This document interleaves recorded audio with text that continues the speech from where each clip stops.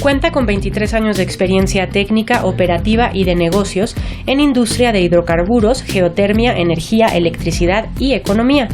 Es asesor en proyectos de energía y economista en México, Estados Unidos, países asiáticos y europeos, en la industria privada y en la gubernamental. El ingeniero químico con especialidad en procesos petroquímicos y refinación, Ramsés Pech, en Milenio Negocios. Muy buenas noches, bienvenidos otra vez a Milenio Negocios Televisión, este programa que junto con Regina Reyes Heroles, buenas noches, especialista en finanzas personales y en temas de negocios, hacemos cada semana. Y como ustedes saben, uno de los grandes temas que se discutió durante el año pasado fue el tema energético. Si bien la reforma energética no se batió por completo como la reforma educativa, sí tuvo un golpe de timón muy importante, y por eso invitamos a un especialista, un analista en el sector como es Ramsés Pech. Y te voy a hacer una pregunta: ¿qué sería lo bueno, lo malo y lo feo que está dejando este cambio en la manera en que se está llevando adelante la reforma energética en México? Lo bueno es que ya está una reforma que no es la herramienta, sino es una planeación de largo plazo. Y no la han podido modificar. Y no hemos podido modificar. Eso es lo bueno que ha sucedido. Lo malo es que hubo una mala interpretación en el sentido, vamos a llamarla, de la mercadotecnia de cómo se vendió. Porque la reforma energética... La anterior. La anterior. La reforma energética es la reducción de la exposición del presupuesto por parte de la nación ante inversiones como la energética, que son de alto riesgo en ciertos sectores. ¿Le dejas esa parte a un privado? A un privado. Y lo malo de esta función es que volvimos a echarnos hacia atrás en los planes. Volvemos a hacer otro tipo de planes en donde hoy otra vez estamos concentrando a Pemex con toda la responsabilidad, sobre todo a la industria de hidrocarburos y a la Comisión Federal de Electricidad en la parte eléctrica. O sea, estamos petrolizando a través de la economía. Exacto. O eso es lo que parece, ¿no? Por lo menos. Y eso es lo que tenemos que tener mucho cuidado, porque los cambios geopolíticos, ya lo vimos con Venezuela, que está teniendo las alianzas con Rusia, estamos viendo Qatar, que salió de la OPEP está reduciendo su producción, estamos viendo un Estados Unidos que se estaba peleando en su momento para el presupuesto para el próximo año. O sea, hay cosas que influyen en nuestro país, que no estamos solos en la inversión energética. Hoy todos los países dependemos de la energía, querramos o no, es la parte fundamental. Claro, hay que prender y apagar. Sí, y un cuestionamiento es, no importa la materia prima, la pregunta es, ¿cuál es tu plan de aseguramiento energético de largo plazo? Okay. Una de las cosas que me sorprendió ahora con las rondas que ya no van a hacer, es que no se tocó la parte de las licitaciones o las asociaciones de Pemex con terceros, ¿no? Los farm outs. ¿Qué quiere decir eso? O sea, ¿por qué sí cancelamos una cosa, pero no esto? O sea, ¿hay algo abierto? Yo creo que deben de evaluar cuál es la cuestión de la inversión. A ver, vamos a poner este punto de vista. ¿Quién conocía la información desde hace más de 75 años? Pemex. Uh-huh. Las compañías que hicieron, compraron la información cuando entraron a la licitación y entraron a la tabla.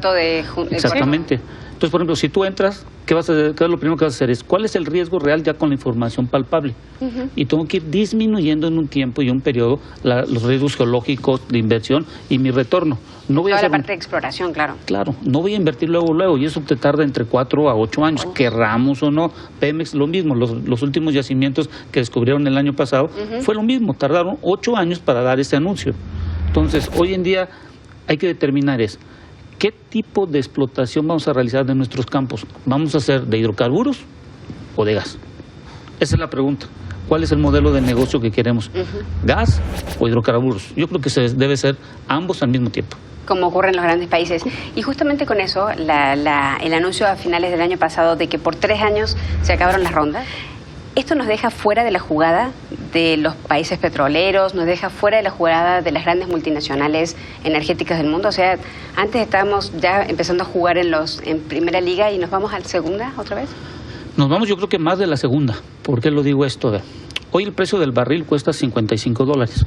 En el año 2050 posiblemente cueste menos, porque la materia prima es el hidrocarburo, vamos a llamarle líquido, que se utiliza mayormente para combustibles. Sí, los petrolíferos. A partir de 2031 vamos a ver un incremento de la utilización del gas. Y la electricidad.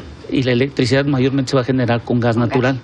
El inconveniente de las rondas es que establecer ¿vamos a seguir explotando el gas en nuestro país, sí o no? Tenemos amplias reservas. Tenemos la cuenca de Burgos, y la cuenca de Burgos en el año 2009 producía más de 1.5 millones miles de millones de pies cúbicos. Hoy produce menos de 700,000. Entonces, la pregunta es, ¿vamos a importar más gas o vamos a dejar que Pemex incremente la producción para que tenga el gas suficiente? Porque es cierto que el gas no está en la discusión. No. Y el problema es, ¿qué hacemos? ¿Importamos o dejamos que Pemex explote? Por ejemplo, las petroquímicas necesitan gas. No he escuchado de petroquímicas tampoco. Que ese es otro tema que está parece un poco fuera o todavía no sabemos bien, pero quedándonos en la parte de crudo, una de las cosas que suceden es que tenemos un crudo muy pesado en México en comparación con otros países, y las refinerías, que es una de las grandes apuestas, no necesariamente están hechas para refinar justo el crudo tan pesado mexicano, ¿no? Entonces quiero entender un poco cómo está el plan de las refinerías y qué se les tiene que hacer o cuánto puede costar hacer todavía un plan extra para poder refinar el crudo mexicano tan pesado y que además va a seguir siendo más pesado. En México refinamos el 60% de ligero y 40% de pesado. Es una mezcla que se está realizando en las 6. Pero importas ligero. Estamos importando ligero. Sí. Ya importamos el año pasado 3 barcos. Y las refinerías tejanas son las que refinan el crudo pesado, además. Y que sale de México. Que sale de Shell. Que sale, sí. De los campos de Shell. A ver, lo voy a poner en ese contexto. Las refinerías hoy en día es como cuando vamos al doctor. Tenemos un dolor del lado derecho y suponemos que puede ser un problema de colon, pero necesitamos un diagnóstico. Ya teniendo el diagnóstico vamos a determinar si es simplemente una pastilla o una operación. Claro, entonces, sí. ese es el primer inconveniente que hay en las refinerías. Hay un presupuesto que se aprobó, pero no sabemos ese dinero, cuál fue el diagnóstico para haberlo aprobado. Es decir, si yo voy a la refinería de Tampico Madero y veo cuál fue el diagnóstico y cuál fue la parte del proceso que tengo que modificar. ¿Y si va a haber una reconversión a refinerías de crudo pesado? Ese es el inconveniente.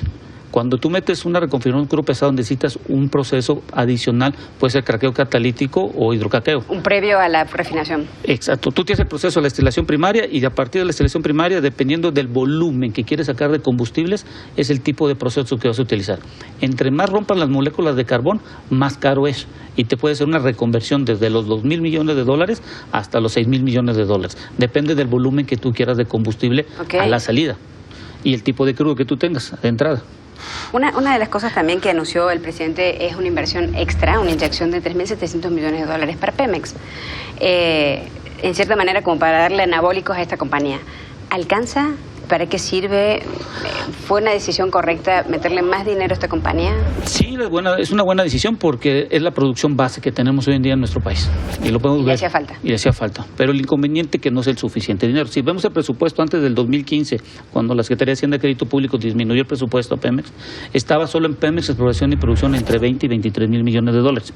Hoy en día, Pemex exploración y producción, para incrementar cuando menos 200,000 barriles por año, necesita $30,000 millones. Y digo esto ¿por qué?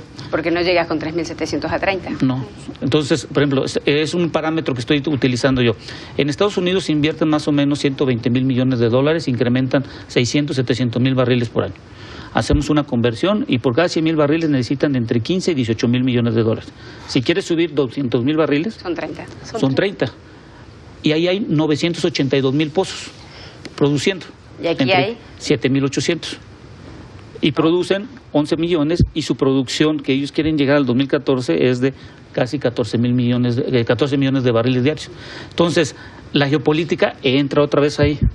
Vemos a un Rusia que tiene ahora un Venezuela que es el comodín y Venezuela es el tercer país que le vende a Estados Unidos crudo. Sí, claro, aunque se pelee, sí. Y México, y acabamos de firmar el tratado que se firmó, y Canadá tiene problemas de producción, o sea, de mandar el crudo por los ductos que tienen un problema, y México pues, sabemos que está cayendo un poquito la producción. Otro tema, ahorita mencionas el tema de los ductos, ¿no? Hemos hablado de crudo, hemos hablado de gas, pero hay una parte que a mí no me queda clara.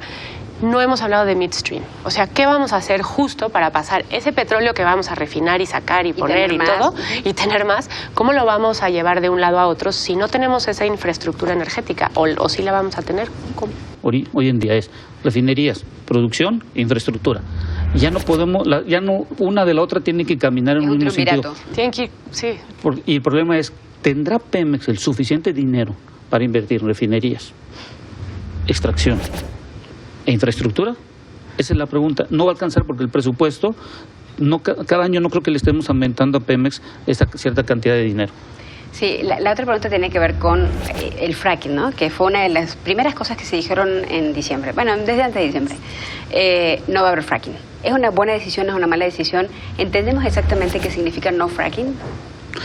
Bueno, la pregunta es, ¿El fracking para qué se utiliza? Sería la primera pregunta que tendríamos que autocontestarnos nosotros. Okay. En México, el fracking, o no, vamos a decirlo más bien, fractura hidráulica, está desde el año 1958. Y eso se ha realizado en la cuenca de Burgos. Hay que entender que hay dos tipos de formación convencional y no convencional. Como en el petróleo.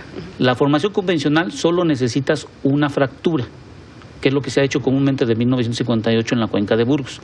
Cuando hablamos de pozos no convencionales es que ya son más de una fractura.